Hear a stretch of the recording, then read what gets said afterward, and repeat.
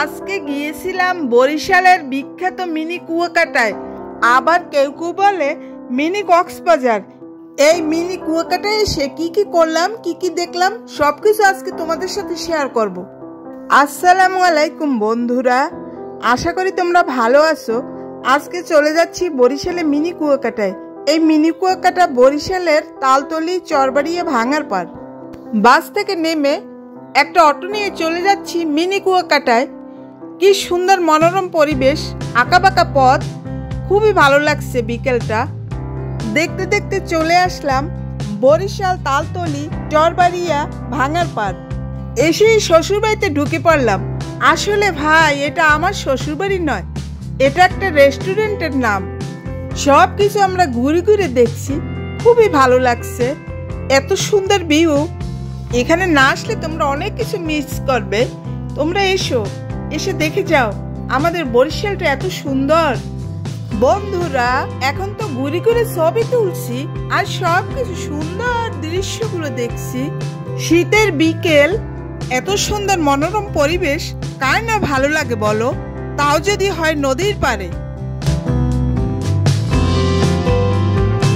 এখন আমি দোলনায় দুলতেছি, আমার ছেলে দোল খাওয়াচ্ছে মাকে। বন্ধুরা, কোনো কারণে যদি মনের ভিতরে কোনো কষ্ট, ব্যথা যাই হোক না কেন, আমার মতো মাঝে মাঝে ঘুরতে বের হয়ে যাবে।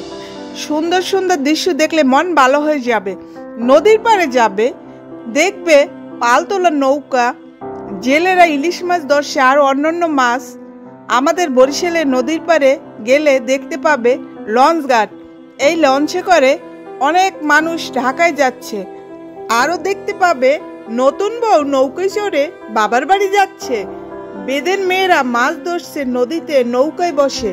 বন্ধুরা, এই পৃথিবীতে কেউই চিরসুখী নয়, তবুও নিজেকে একটু ভালো রাখার জন্য আমি ছেলেকে নিয়ে ঘুরতে বেরিয়ে যাই। আমি আমার ছেলেদের নিয়ে খুব ভালো আছি, আলহামদুলিল্লাহ। বন্ধুরা, এই যে নদী দেখছো, এটা হচ্ছে কীর্তনখোলা নদী। বন্ধুরা, এখন একটা রেস্টুরেন্টে চলে আসলাম, তার নাম রান্নাবাড়ি। এই মিনি কুয়াকাটায় যত রেস্টুরেন্ট আছে সবগুলো আলাদা আলাদা সাজানো, একটার সাথে একটার মিল নেই কোনো। এখন আমাদের রেস্টুরেন্টের পরিবেশটা ঘুরে ঘুরে দেখছি, খুবই ভালো লাগছে। তাই একটু পরে আমরা অর্ডার করব।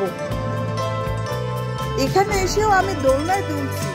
আমার দোলনায় দুলতে খুবই ভালো লাগে আমার ছেলেকে নিয়ে। এটা আমার ছোট ছেলে। আমার ছোট ছেলেটা খুবই ঘোরার পাগল। এখানে সোন দিয়ে ছোট ছোট ঘর তৈরি করেছে কাস্টমার বসানোর জন্য। এই সোনের ঘর দেখে আমার ছোটবেলার হারানো দিনের কথা মনে পড়ে যায়। আমার ছোটবেলায় দেখেছি গ্রামে গ্রামে প্রায় বাড়িতেই সোনার গোলপাতার ঘর। এখন আর দেখা যাচ্ছে না সেই ঘরগুলো। আজকে দেখতে পেয়ে আমার খুবই মনে পড়ছে সেই ছোটবেলার কথা।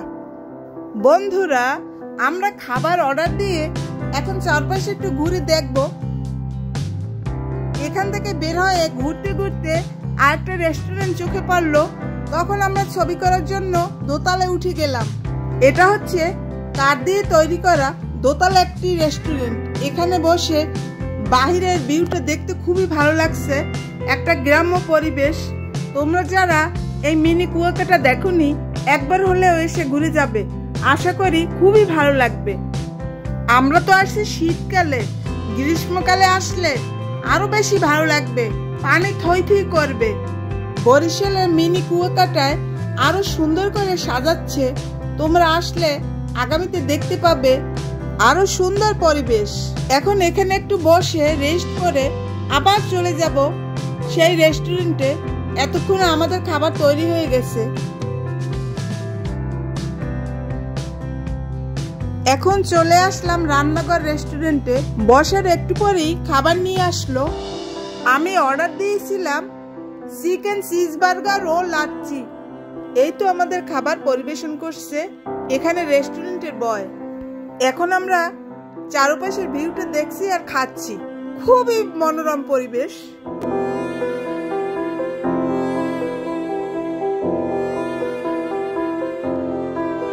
মানুষ খেতেও পারে, খাওয়াতেও পারে।